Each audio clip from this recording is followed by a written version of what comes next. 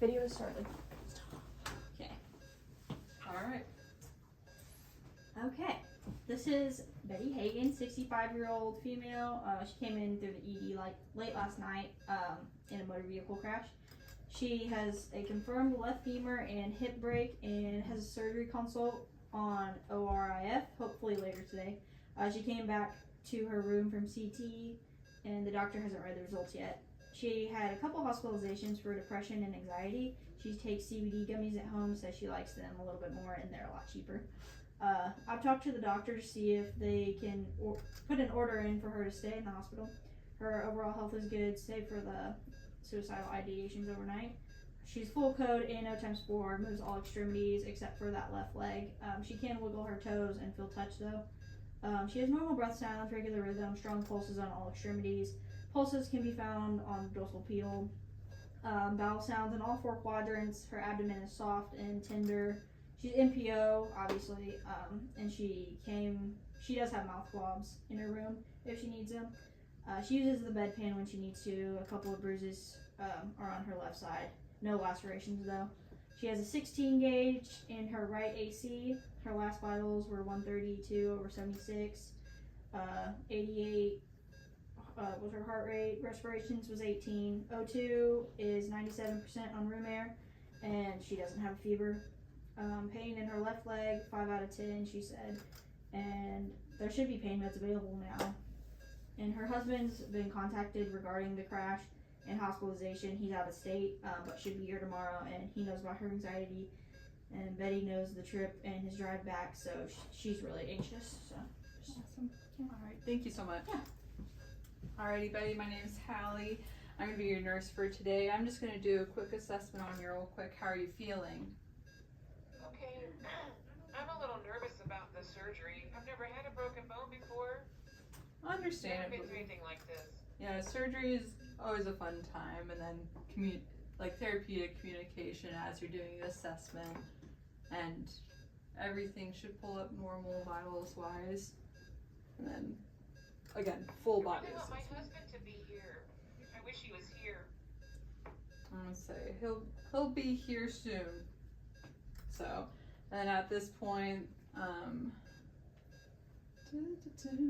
like she's a normal patient right now, so they should be looking over orders. And then, because of her pain, they're gonna grab some morphine. And then give it, and then that's gonna cue the PE. Oh my goodness. I kind of am having a little bit of trouble breathing all of a sudden.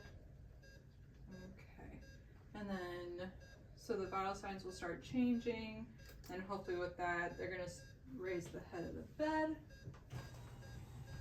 and then get some O2 on her, because she's gonna drop real quick.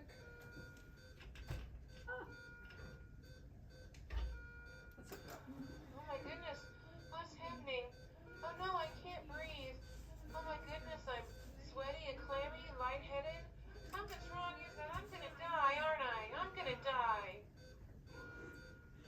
And then hopefully some therapeutic communication there. And then at this point they should recognize that they need, and then they're gonna try getting up the O2 as high as they can, and 6 liters on nasal cannula, it only gets them to 88. So call the doctor, because obviously something's wrong. And then it'll be like, hey doctor, this is Hallie. I'm Betty's nurse on the ortho floor. She's 56 years old, awaiting ORIF of her femur fracture. She just developed shortness of breath, thoracic chest pain. Her heart rate is 126. Blood pressure is dropping at 94/56. And her O2 is 84 on room air. So I placed her on 6 liters of nasal cannula, but she is just hitting 88% and she's very anxious. I'm concerned for a pulmonary embolism. She had a CT scan earlier, and I need the results as well. What would you recommend? Good call. Thanks for catching this quickly. Put her on a non-rebreather at 15 liters right now. Give a 1 liter normal saline bolus and keep monitoring her blood pressure. I want you to draw stat labs, CBC, BMP, coagulation panel, troponin, and ABG. Order a D-dimer. I'll read the CT scan for signs of PE. Prepare and start a heparin bolus and infusion. Repeat every 4 hours. CBC, PT, APTT. Alright, so then one person is going to change out the O2 for the non-rebreather. And then, video purposes, it's all right there. Whoop. And then, so she's already hooked up to the normal saline, but they're going to change this tubing and then have it piggyback with the heparin to get it going. And then they're going to Y-side it in with new tubing. And then someone's also going to be drawing labs over at the arm over there and then sending them off. And then and then math.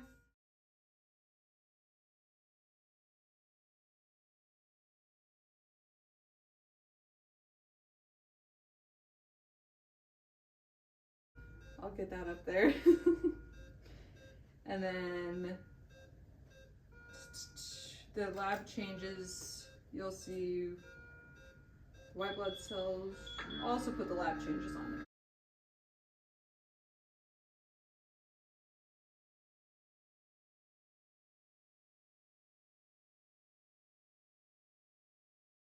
We're gonna actually just do that.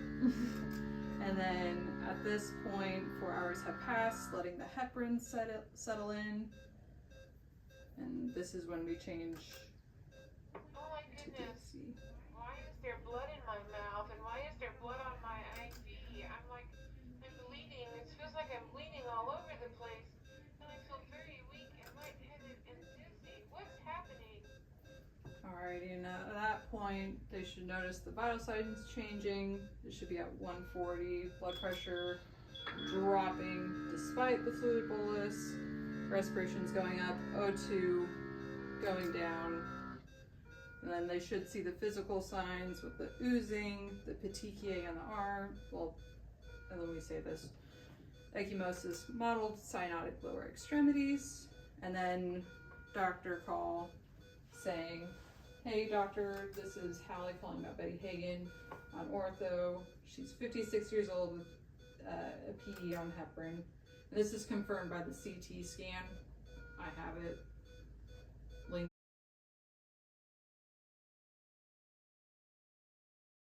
in there. She's now actively bleeding from her IV sites and gums with petechiae on her chest. Platelets are 42K, fibrinogen is 80, INR 2.7.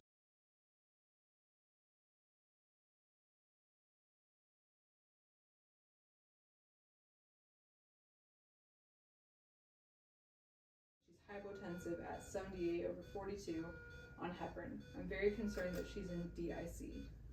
Understood. Stop the heparin infusion immediately. Order blood products. Transfuse 1 unit of platelets and 2 units of FFP right away. I'll enter those orders stacked. Give another 500 milliliter NS bolus. Repeat CBC, PT-INR, APTT, and a fibrinogen in 6 hours or sooner if she worsens. Get her to the ICU.